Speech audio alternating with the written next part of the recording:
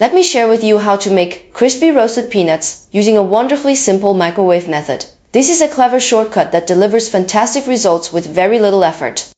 Making fried peanuts at home the traditional way often requires a large amount of cooking oil.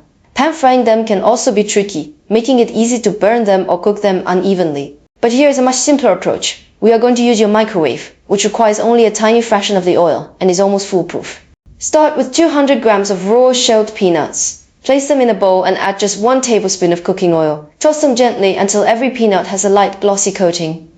Spread the oil peanuts in a single even layer on a microwave-safe plate or dish. This helps them cook consistently and become crispy all over. Place the plate in the microwave, set it to high power and cook the peanuts for 3.5 to 4 minutes. You will hear them gently popping as they cook. Once the timer goes off, carefully remove the plate from the microwave. The peanuts will be hot and fragrant. The hard part is already over. While the peanuts are still warm, you can season them. For a savory taste, sprinkle half a teaspoon of salt over them. If you prefer something sweet, 1 teaspoon of sugar is a wonderful alternative.